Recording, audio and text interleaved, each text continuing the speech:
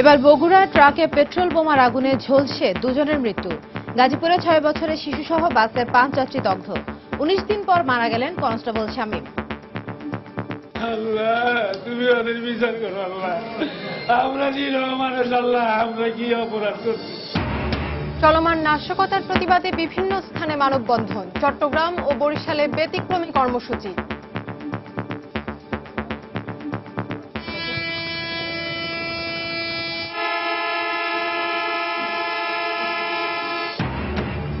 Petrol বোমা দিয়ে মানুষ পুড়িয়ে মারা মানবতা বিরোধী অপরাধ, মন্তব্য প্রধানমন্ত্রীর। জনরোষে পরিস্থিতির উত্তরণ ঘটার আশাবাদ। এবং রাজশাহীতে ভয়ভীতি দেখিয়ে হরতালে দোকান বন্ধ রাখার হুমকির অভিযোগ। এ ধরনের তৎপরতার সঙ্গে 20 দল জড়িত নয় জানালেন নেতারা।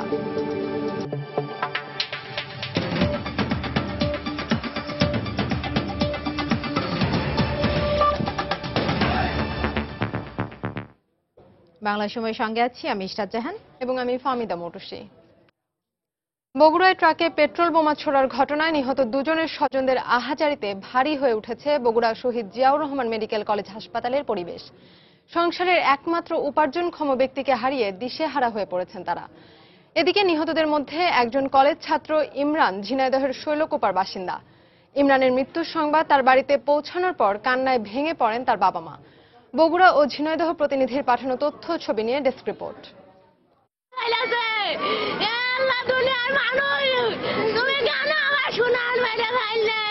ইমরান হোসেন ঝিনাইদহের শৈলকুপার শেখপাড়া ডিএম কলেজের অর্থনীতির প্রথম বর্ষের ছাত্র ছিলেন। দারিদ্র্যের কষাঘাতে পড়ালেখার খরচ চালাতে ট্রাকের সহকারীর কাজ করতেন। বৃহস্পতিবার ভোর রাতে বগুড়ায় ছোড়া পেট্রোল বোমার আঘাতে দগ্ধ ইমরানকে বগুড়া শহীদ জিয়াউর রহমান মেডিকেল কলেজ হাসপাতালে নেওয়া হলে মারা যায় সে। আমার সোনা কাল রাত 9টার সময় বাড়িতে বেরোয়েছে। আমার সোনা কিভাবে বোম মারেছে কি করেছে আমি তো জানি না। আমার ছেলে হেল্পারি করে, ডিএম কলেজে লেখাপড়া করে। আমি আমার ছেলের এই পেট্রোল বোমা মেরেছে, এর জন্য আমি বিচার চাই। এদিকে ঘটনাস্থলে নিহত শহীদুল পেশায় ছিলেন একজন পান ব্যবসায়ী। এই রোজগার থেকেই চলত তার 10 থেকে 12 জনের সংসার। কিছুতেই মেনে নিতে পারছেন না তার পরিবার।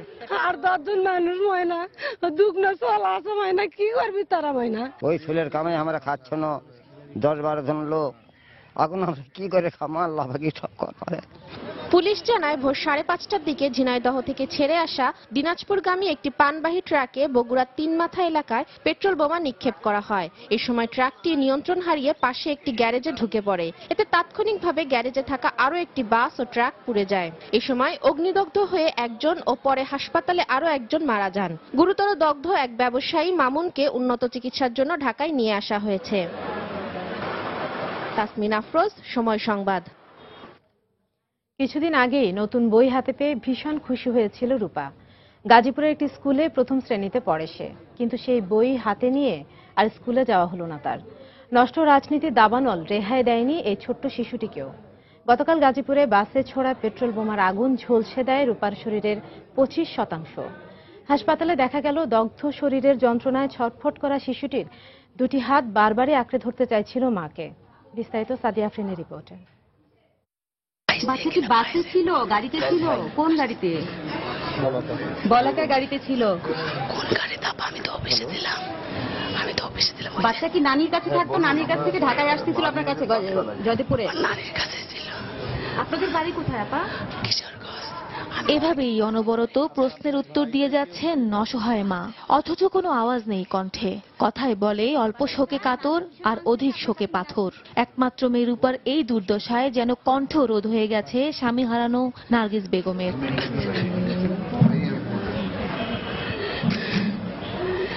উদ্ভ্রান্তের মতো বিভিন্ন প্রয়োজনে ফাইল হাতে ছুটছেন ঢাকা মেডিকেলের বার্ন ইউনিটের এক প্রান্ত থেকে আরেক প্রান্তে।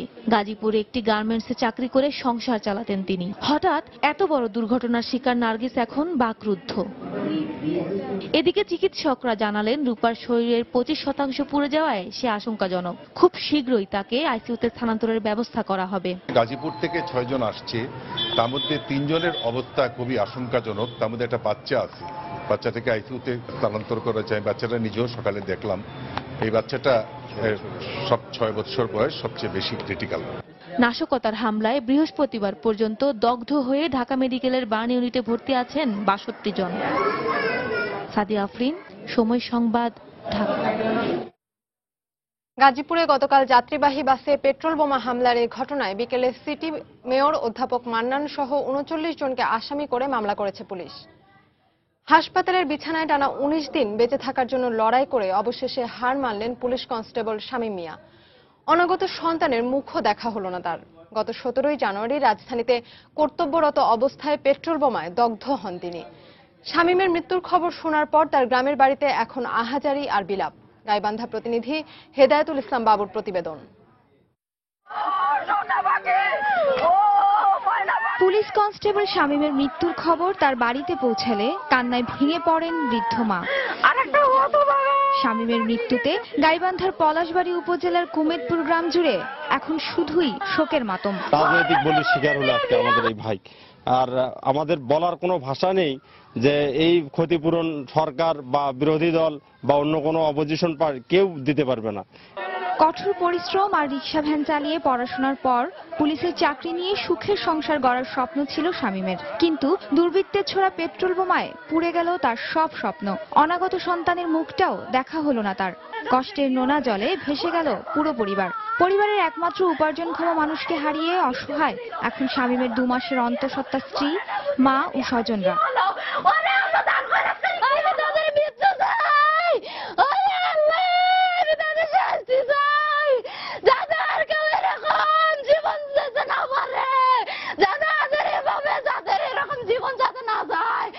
স্বজন ও প্রতিবেশীদের মুখে অসুস্থ এই রাজনীতির প্রতি কেবল ঘৃণা আর ঘৃণা।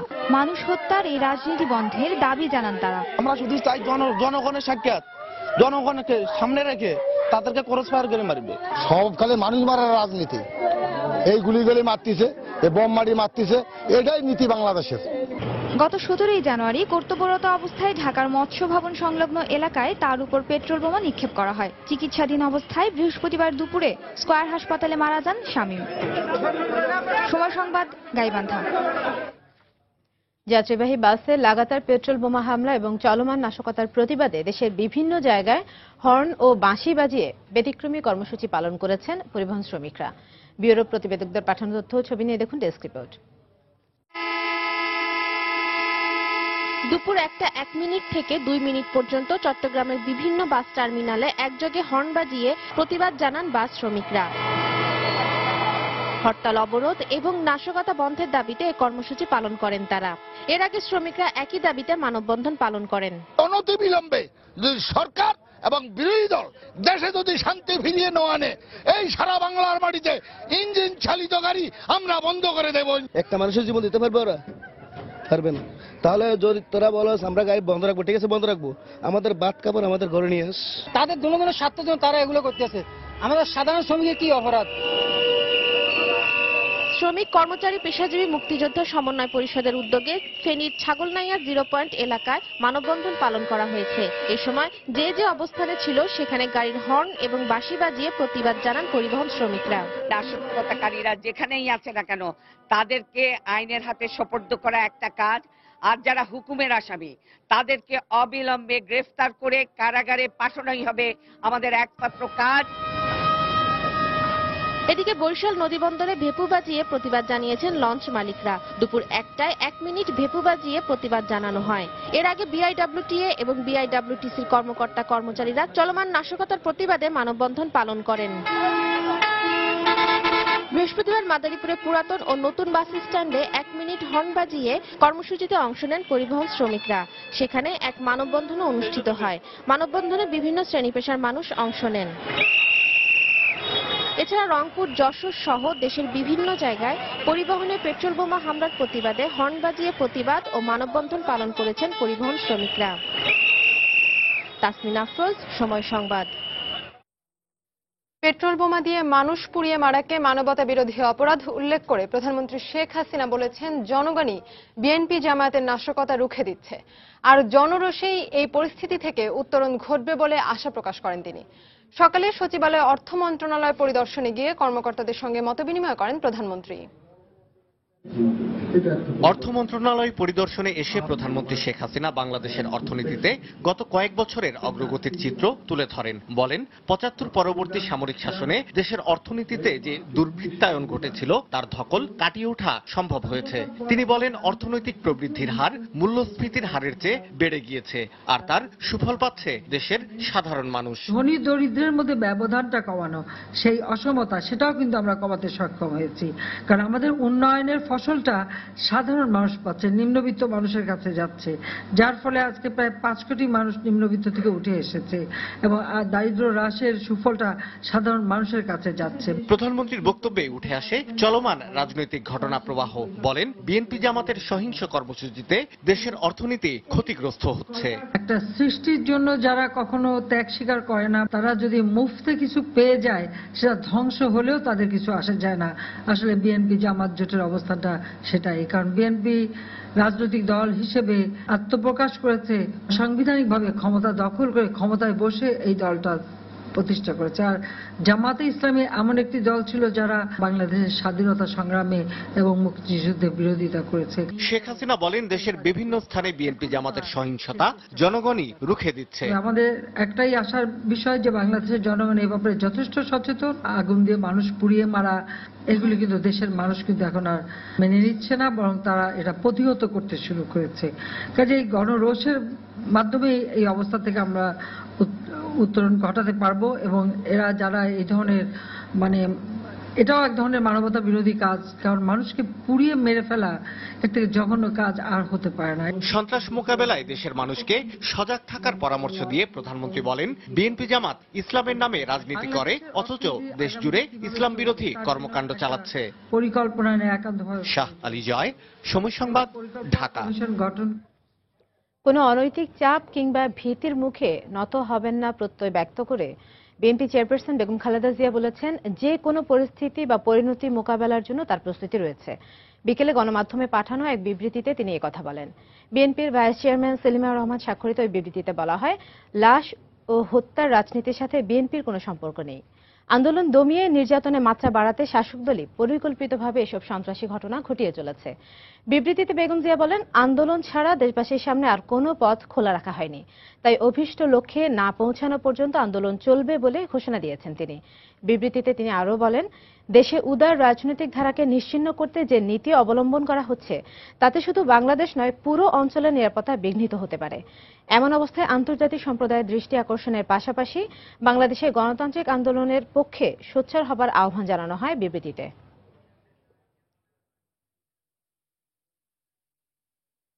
বাংলা সময় আরো থাকছে। চট্টগ্রাম বন্দরের বহির্নোঙর থেকে 15 লাখ পিস ইয়াবা জব্দ, দেশের ইতিহাসে সবচেয়ে বড় চালান বলে দাবি নৌবাহিনীর।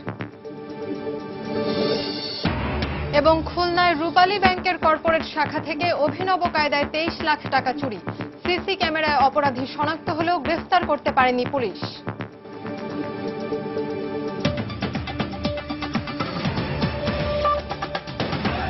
টানা অবরোধ ও হরতালের মাঝে আইন শৃঙ্খলা বাহিনীর পাহারায় ঢাকা চট্টগ্রাম মহাসড়কে পণ্যবাহী ট্রাক চলাচল স্বাভাবিক থাকলেও যাত্রীবাহী বাস চলাচল করছে খুব কম।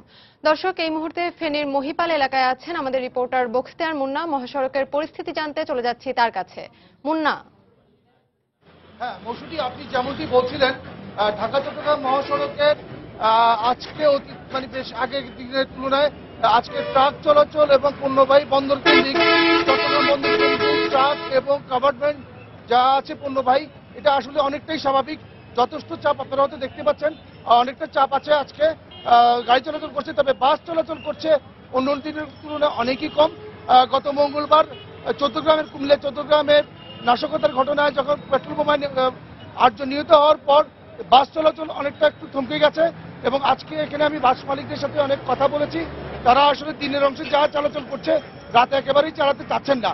আর বাস মালিকরা এখানে যেটা জানিয়েছেন, ফেনী থেকে প্রায় প্রতিদিন গড়ে 600 থেকে 700 গাড়ি বিভিন্ন রুটে যায়। এর মধ্যে আজকে যেটা চলাচল করছে 50টির বেশি চলাচল করেনি। আর যে বিষয়টা হচ্ছে, ওনারা আইনশৃঙ্খলার জন্য চালাতে চাচ্ছেন না বিভিন্ন জায়গায়।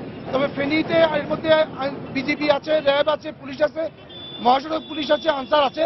আমি তাদের সাথে কথা বলেছি, যেমন বিজেপি আমাকে জানিয়েছে ফেনী এবং মিরসরাই সীতাকুণ্ড এলাকায় তাদের 6টি টল দিচ্ছে পালাক্রমে, এবং পাশাপাশি পুলিশ যে এখানে ঢাকা চট্টগ্রাম মহাসড়কের 27 কিলোমিটার ফেনী যে অংশ আছে, এখানে পুলিশের 12টি টল দল আছে, আনসার আছে 14টি এবং র্যাব আছে।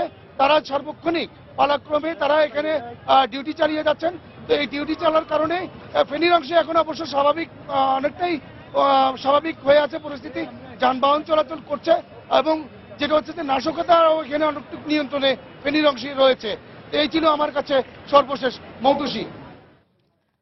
দর্শক, আইন শৃঙ্খলা বাহিনীর সহায়তায় ঢাকা চট্টগ্রাম মহাসড়কে যানবাহন চলাচলের পরিস্থিতি জানাচ্ছিলেন আমাদের রিপোর্টার বখতিয়ার মুন্না।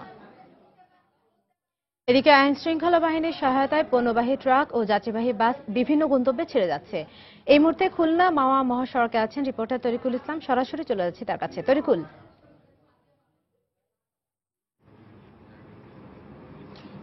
ইসরাত, আমি এই মুহূর্তে দাঁড়িয়ে আছি খুলনার খানজাহান আলী সেতু পেরিয়ে যে সড়কটি মাওয়া এবং ঢাকার দিকে গেছে, আমি সেই সড়কের রূপসা অংশে অবস্থান করছি। তো এখানে যে দৃশ্যটি আমরা বাস্তবে দেখতে পাচ্ছি সেটি হচ্ছে যে সারাদিন এখান থেকে পণ্যবাহী বিভিন্ন ট্রাক এবং যাত্রীবাহী বাস বিভিন্ন রুটে চলাচল করছে, তবে সে পরিমাণটা একটু কম। এবং খুলনার 26টি হাইওয়ের 26টি পয়েন্টকে চিহ্নিত করে এসব জায়গা কিন্তু পুলিশ এবং নিরাপত্তা বাহিনী তারা টহল দিচ্ছে এবং 26টি পয়েন্টে পুলিশের পাশাপাশি আনসার এবং বিজিবি র্যাব সবই টহল দিচ্ছে। এবং আমাদেরকে পরিবহন মালিক পক্ষ জানিয়েছে যে তারা যাত্রী পাচ্ছে না বিধায় তারা গাড়ি ছাড়তে পারছে না। তবে দূরপাল্লা এবং আভ্যন্তরীণ রুট যেটি খুলনা থেকে যশোর, ঢাকা এবং খুলনা থেকে বাগেরহাট, সাতক্ষীরা, এই লং রুটগুলোতে কিন্তু বাস চলাচল করছে এবং যারা যাত্রী যাচ্ছে এবং পাশাপাশি কিন্তু নিরাপত্তা দিচ্ছে পুলিশ এবং আইন শৃঙ্খলা অন্যান্য রক্ষাকারী বাহিনী। তারা নিরাপত্তায় তারা তাদের নির্দিষ্ট যে জেলার সীমানা পর্যন্ত তারা পাহারা টহল দিচ্ছে এবং সেখান থেকে আরেকটি টহল টিমের কাছে তারা সেই পরিবহনের দায়িত্ব হস্তান্তর করছে। তবে এখানে কিন্তু নির্বিঘ্নে চলাচলের জন্য যতটুকু নিরাপত্তা দরকার সেটুকু তারা দেওয়ার চেষ্টা করছেন। তো এই ছিল আমার কাছে ইসরাত খুলনার মহাসড়কগুলোর সার্বিক অবস্থা। খুলনা মাওয়া মহাসড়ক থেকে আমাদের সঙ্গে যোগ দিয়েছিলেন রিপোর্টার তরিকুল ইসলাম। রাজশাহীতে ভয়ভীতি দেখিয়ে হরতালে দোকান বন্ধ রাখার হুমকি দেওয়া হচ্ছে এমন অভিযোগ করেছেন ব্যবসায়ীরা। লিফলেটে নগরীর বিভিন্ন দোকানে এই হুমকি দেওয়া হয় বলে জানান তারা। তবে এ ধরনের কোনো তৎপরতার সঙ্গে 20 দল জড়িত না বলে জানিয়েছেন বিএনপি নেতারা। এ অবস্থায় অভিযোগ পেলে ব্যবস্থা নেওয়ার আশ্বাস দিয়েছে আইন শৃঙ্খলা রক্ষা বাহিনী। হাবিবুর রহমান পাপ্পুর তোলা ছবিতে আরো জানাচ্ছেন সাইফুর রহমান রকি। রাজশাহীতে এবার ব্যবসায়ীদের লিফলেট দিয়ে দোকানপাট বন্ধ রাখার হুমকি দেওয়া হচ্ছে। সম্প্রতি রাজশাহীর সাহেববাজার আরডিএ মার্কেটের প্রায় অর্ধশত দোকানের ভেতরে এই লিফলেটটি দেখতে পান ব্যবসায়ীরা। লিফলেটে হরতালের দিনে সব ধরনের দোকানপাট বন্ধ রাখার জন্য বলা হয়েছে, অন্যথায় যে কোনো ধরনের অপ্রীতিকর ঘটনার জন্য 20 দলীয় জোট দায়ী থাকবে না বলেও এতে উল্লেখ করা হয়েছে। দোকান খোলার পর লিফলেটে দেখি যে দোকান ভাঙচুর বা কোনো কিছু হলে 20 দলীয় জোট দায়ী থাকবে না, এটা দেখতে পাই। 20 দলীয় জোট যারা আছে তার নেতৃবৃন্দ যারা সন্ত্রাসী কর্মকর্ম তারাই এই জিনিসটা করছে। দোকানে ঢুকলাম 2টার সময় শুনে মার্কেটে এসে প্রচার হচ্ছে যে লিফলেটটা দিয়ে দোকান দিয়ে গেছে। আমরা খালি শুনলাম এসে যে কি দোকান বন্ধ করার নাকি এরকম একটা চিঠি দিয়েছে, এটাই শুনেছি। ফলে যারা দোকানপাট খুলছিলেন তাদের মধ্যে এক ধরনের ভীতি কাজ করছে এখন। লিফলেট দিয়ে গেছে সকালে, সেজন্য আমরা জানমালের নিরাপত্তার জন্য দোকান বন্ধ রাখছি। দোকান ভাড়া, কর্মচারী বিল সব দিক দিয়ে পুরো লস। তাহলে এই মজুদ চলতে থাকে তাহলে তো আমাদের দোকানপাট আমাদের রাস্তায় নেমে আসতে হবে। তবে এ ধরনের কোনো তৎপরতার সাথে 20 দল জড়িত না বলে জানিয়েছে জেলা বিএনপির এই নেত্রী। 20 দলীয় জোটের ভাবমূর্তি ক্ষুণ্ণ করার উদ্দেশ্যে কে বা কারা বা সরকার দলের লোকে এটা করতে পারে আমার বিশ্বাস। এই অবস্থায় পুলিশ বলছে ব্যবসায়ীদের কাছ থেকে এ ধরনের কোনো অভিযোগ পেলে দোষীদের বিরুদ্ধে আইনগত ব্যবস্থা নেওয়া হবে। জনগণকে পাশে রেখে আমরা কাজ করতে চাই। এ ধরনের নাশকতার অভিযোগ পেলে আমরা দ্রুত আইনগত ব্যবস্থা নেব। আইন শৃঙ্খলা বাহিনীর পাশাপাশি সাধারণ জনগণের মধ্যে সচেতনতা বাড়িয়ে নাশকতাকারীদের এ ধরনের অপতৎপরতা বন্ধ করা সম্ভব বলেও জানিয়েছেন তিনি। আইনগত ব্যবস্থা নেব। সাইফুর রহমান রকি, সময় সংবাদ, রাজশাহী। এদিকে নাশকতার আশঙ্কায় দেশের বৃহত্তর সমুদ্র বন্দর চট্টগ্রাম বন্দরে ব্যাপক নিরাপত্তা ব্যবস্থা নিয়েছে কর্তৃপক্ষ। বন্দরের কর্মকর্তারা জানান, বর্তমান রাজনৈতিক প্রেক্ষাপটে বন্দরের সার্বিক নিরাপত্তা নিশ্চিত ও পণ্যের সুরক্ষায় বন্দরের বিভিন্ন টার্মিনালের ফটক, শেড, কন্টেইনার টার্মিনালের ভেতরে ও বাইরে বন্দর ফ্লাইওভারে আনসার মোতায়েন করা হয়েছে। একই সাথে আনসার সদস্যরা বন্দরের সংরক্ষিত এলাকায় টহল দেওয়ার পাশাপাশি সন্দেহজনক গাড়িতে তল্লাশি করছেন। এছাড়া বন্দরের বহির্নোঙরে ভেসেল ম্যানেজমেন্ট সিস্টেমের মাধ্যমে কড়া নজরদারি সহ ভেতরের সব শেডকে ক্লোজ সার্কিট ক্যামেরার আওতায় আনা হয়েছে।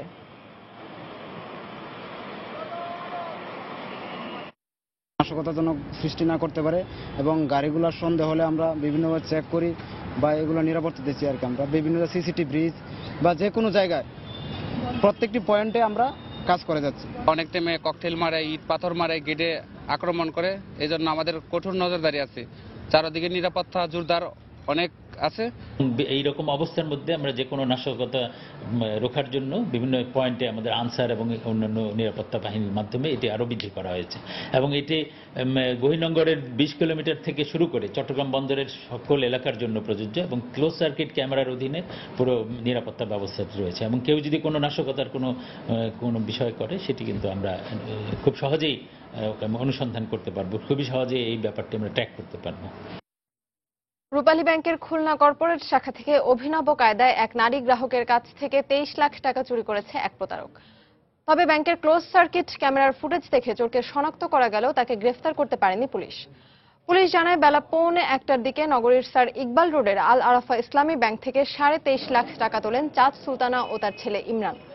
পরে তারা সঞ্চয়পত্র কেনার জন্য একই রোডে রূপালী ব্যাংকের কর্পোরেট শাখায় যান। সেখানে রূপালী ব্যাংকের এক কর্মকর্তার টেবিলের সামনে সঞ্চয়পত্রের কাগজপত্র সংগ্রহ করছিলেন তিনি। হঠাৎ করে পায়ের কাছে পড়ে থাকা কয়েকটি 10 ও 20 টাকার নোট কুড়িয়ে তুলতেই দেখেন তার পাশে থাকা টাকা ভর্তি ব্যাগটি নেই। পরে ব্যাংকের সিসি ক্যামেরার ফুটেজে দেখা যায় নীল রঙের শার্ট, কালো সোয়েটার ও লুঙ্গি পরিহিত এক ব্যক্তি টাকা ভর্তি ব্যাগ নিয়ে চলে যায়। এক লোক পিছন দিকে এসে বলল যে আপা আপনার টাকা পড়ে যাচ্ছে, এই বলে আম্মা বাঁ দিকে তাকায় আম্মা টেবিলের নিচে টাকা খুঁজতে থাকে। সে সময় ওই লোক ডান পাশে আসে, এসে ওই টাকার ব্যাগটা আস্তে করে উঠাই নিয়ে বেরোয় যায়। যিনি টাকা চুরি করেছে তার সম্পর্কে আমরা খোঁজখবর নিচ্ছি এবং তাকে গ্রেপ্তার প্রক্রিয়া অব্যাহত আছে। চট্টগ্রামে বন্দরের বহির্নোঙর থেকে 15 লাখ পিস ইয়াবা উদ্ধার করেছে বাংলাদেশ নৌবাহিনী। দেশে জব্দ হওয়া সবচেয়ে বড় ইয়াবার চালান এটি। এর আনুমানিক বাজার মূল্য 85 কোটি টাকা বলে জানানো হয়েছে। আজ ভোররাতে আনোয়ারা পার্কি সৈকত এলাকায় একটি ভাসমান ফিশিং বোট থেকে উদ্ধার করা হয় এসব ইয়াবা। তবে পাচারকারী চক্রের কাউকে আটক করতে পারেনি পুলিশ। বিস্তারিত জানাচ্ছেন কমল দে। সড়কপথে আইন শৃঙ্খলা বাহিনী নিয়মিত তল্লাশির কারণে গত কিছুদিন ধরে নৌপথে ইয়াবা পাচারের চেষ্টা চালিয়ে আসছে পাচারকারী চক্র। এই অবস্থায় বুধবার সকালে নৌবাহিনীর গোয়েন্দা কর্মকর্তাদের কাছে ইয়াবার এই বিশাল চালানের তথ্য জানিয়ে দেয় পাচার চক্রের একটি অংশ। চালানটা মূলত মিয়ানমার থেকে আসছে, কারণ এই মিয়ানমার থেকে ইতিপূর্বে যে ইনফরমেশনটা আমি পাইছি সেই ইনফরমার নিজেই এই ইয়াবার চালানের সঙ্গে জড়িত ছিল, বিধায় সে আরো বোল্ডলি বলছে যে হ্যাঁ ওই নৌকাতে আসতেছে এবং এটা ফিশিং ট্রলার, এর ভিতরে ইয়াবা আছে কনফার্ম। এতে বুধবার গভীর রাতেই চট্টগ্রাম বন্দরের বহির্নোঙর এলাকায় অবস্থান নেয় নৌবাহিনীর বিশেষ দল। রাত 1টার দিকে 1 নম্বর বয়ার কাছে সন্দেহজনকভাবে চলাচলের কারণে ফিশিং বোট রাজীবকে চ্যালেঞ্জ করে নৌ সদস্যরা। চ্যালেঞ্জের মুখে ফিশিং বোটটি আনোয়ারা পার্কি সৈকত এলাকায় নোঙ্গর করে মাঝি মাল্লারা পালিয়ে যায়। পরে ট্রলারটিতে তল্লাশি চালিয়ে উদ্ধার করা হয় প্যাকেট করা অবস্থায় 15 লাখ পিস ইয়াবা। ফিশিং ট্রলারটাকে তল্লাশি করে 15 লক্ষ ইয়াবা উদ্ধার করে। আপনারা জানেন যে এই 15 লক্ষ ইয়াবা যে এ যাবৎকাল ধৃত সর্বাধিক, এবং আমরা আমাদের এই অভিযান ভবিষ্যতে আরো শক্ত করব বলে আশা করছি। তবে অন্যান্য অভিযানের মতো এবারও পাচারকারী চক্রে কাউকে গ্রেপ্তার করতে পারেনি নৌবাহিনী। সাধারণত রাত্রেবেলা এই অভিযানগুলি পরিচালনা করে এবং এই আমাদের উপস্থিতি টের পেলেই তারা নিকটস্থ কোনো জায়গায় গিয়ে তারা ট্রলারটাকে ছেড়ে দিয়ে, ট্রলারটার মায়া ছেড়ে দিয়ে তারা ঝাঁপিয়ে পড়ে এবং রাত্রেবেলা আপনারা জানেন নদী থেকে মানুষ উদ্ধার করা খুবই দুরূহ কাজ। গত 2 ফেব্রুয়ারি রাতে কক্সবাজারের সেন্ট মার্টিন এলাকা থেকে 3 লাখ পিস ইয়াবা উদ্ধার করেছিল র্যাব। সে সাথে 12 জন পাচারকারীকে আটকও করেছিল তারা। কমল দে, সময় সংবাদ, চট্টগ্রাম। নওগাঁর মান্দায় নিপা ভাইরাসে আক্রান্ত হয়ে 2 শিশুসহ 3 জনের মৃত্যুতে আতঙ্ক বিরাজ করছে স্থানীয়দের মধ্যে। এদিকে ঝুঁকি এড়াতে ওই গ্রামের আরও 42 জনকে পর্যবেক্ষণে রেখেছে জেলা স্বাস্থ্য বিভাগ। এলাকাবাসী জানান, খেজুরের রস পান করায় গত 26 জানুয়ারি অসুস্থ হয়ে পড়েন উপজেলার বালাইন গ্রামে কাউসার, হাফিজুল ও আপেল মাহমুদ। পরে তাদের রাজশাহী মেডিকেল কলেজ হাসপাতালে ভর্তি করা হয়। সেখানে চিকিৎসাধীন অবস্থায় গত 27 জানুয়ারি কাউসার ও আপেল এবং পরদিন হাফিজুল মারা যান। পরে তাদের মুখের লালা পরীক্ষার জন্য ঢাকায় পাঠানো হয়। পরীক্ষা শেষে ওই 3 জন নিপা ভাইরাসে আক্রান্ত ছিলেন বলে নিশ্চিত করেন জেলা civil surgeon doctor AKM Mozahar Hossain. এই ঘটনায় শোকের পাশাপাশি ভাইরাস আতঙ্ক বিরাজ করছে গোটা গ্রাম জুড়ে। তবে আতঙ্কিত না হতে সচেতনামূলক প্রচারণা চালাচ্ছে স্বাস্থ্য বিভাগের মেডিকেল টিম। তাদেরকে আমরা লিস্ট করছি এবং তাদের বাড়ি বাড়ি যায় আমরা তাদের খোঁজ খবর রাখছি যে তারা কি অবস্থায় আছে, তাদের জ্বর হচ্ছে কিনা, তারা আবার এটাতে আক্রান্ত হচ্ছে কিনা। এদিকে নওগাঁর মান্দায় সবুজ নামের এক কিশোর নিপা ভাইরাসে আক্রান্ত হয়ে রাজশাহী মেডিকেলে ভর্তি হয়েছে। এদিকে জেলার স্বাস্থ্য কমপ্লেক্সের সব চিকিৎসকের ছুটি বাতিল করা হয়েছে। বাগেরহাটে হযরত খানজাহান রহমতুল্লাহর মাজার সংলগ্ন খানজেলি দিঘির ধলাপাহাড় নামে পরিচিত মিঠা পানির প্রজাতির শেষ কুমিরটি মারা গেছে। জেলা প্রাণী সম্পদ কর্মকর্তা জানান, বুধবার রাতে ধলাপাহাড় নামের শতবর্ষী কুমিরটি মারা যায়। এই কুমিরটি মৃত্যুর মধ্য দিয়ে 600 বছর আগে হযরত খানজাহান রহমতুল্লাহর হাতে ছাড়া শেষ বংশধরের জীবনাবসান ঘটল। আজ দুপুরে মাজারের খাদেমদের সহযোগিতায় কুমিরটি দিঘি থেকে তোলা হয়। ধলা পাহাড়ের মৃত্যুর খবরে মাজারে ছুটে আসেন ভক্তরা। অনেকে কান্নায় ভেঙে পড়েন।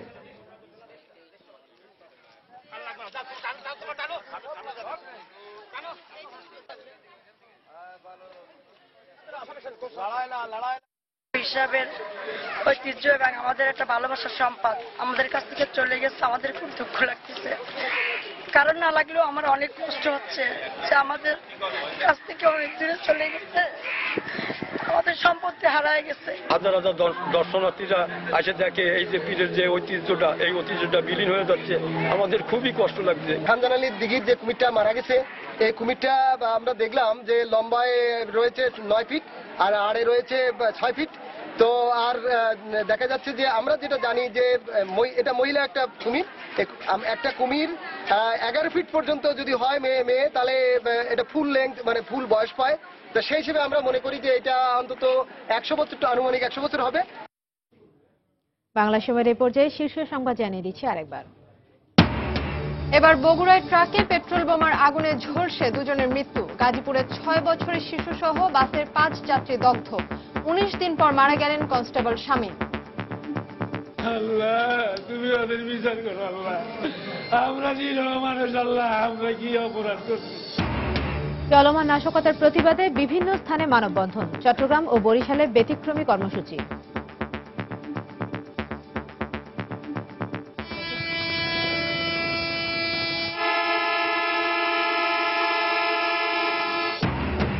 পেট্রোল বোমা দিয়ে মানুষ পুড়িয়ে মারা মানবতা বিরোধী অপরাধ, মন্তব্য প্রধানমন্ত্রীর। জনরোষেই পরিস্থিতির উত্তরণ ঘটার আশাবাদ।